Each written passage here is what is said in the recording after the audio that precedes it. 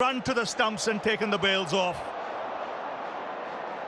But this is what এশিয়ার দুই cricket পরাশক্তি Bharat ও পাকিস্তান, কিন্তু দুই দেশের রাজনৈতিক বৈরিতার প্রভাব পড়েছে খেলার মাঠে, যে কারণে 2013 সালের পর থেকে দ্বিপাক্ষিক কোনো সিরিজ খেলছে না ভারত।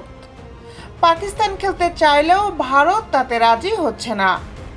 অথচ এই দুই দলের খেলা দেখার জন্য মানুষ অধীর আগ্রহে বসে থাকেন।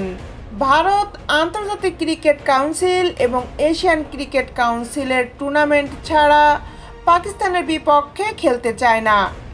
সুযোগ থাকলে তারা আইসিসি ও এসিসির টুর্নামেন্টেও পাকিস্তানকে বর্জন করত, কিন্তু এমনটি করা মোটেও ঠিক নয় বলছেন ভারতীয় কিংবদন্তি ক্রিকেটার সৌরভ গাঙ্গুলি। সংবাদ সংস্থা ANI-কে তিনি বলেন, খেলাধুলো এগিয়ে চলুক, পহেলগাঁওয়ে যা হয়েছে তা ঠিক হয়নি। এই ধরনের ঘটনা যেন ভবিষ্যতে না হয়, কিন্তু তার জন্য খেলাধুলো বন্ধ হওয়া উচিত নয়।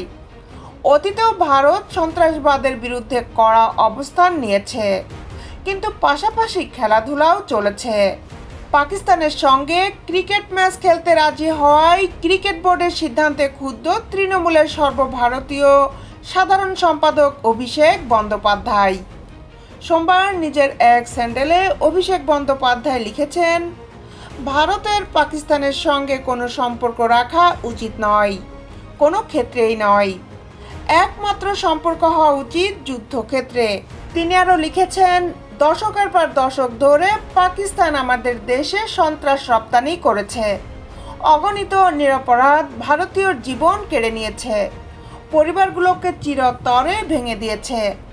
তবুও মাঝে মাঝে শোনা যায় খেলাধুলোকে রাজনীতির বাইরে রাখতে হবে।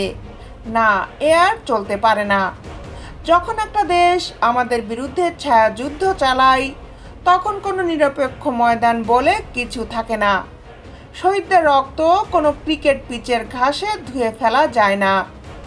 আমাদের তেরঙ্গা উড়ে চলে ব্যাট বলের জন্য নয়, ভারতীয় সেনার অতুল সাহস আর আত্মবলিদানের জন্য।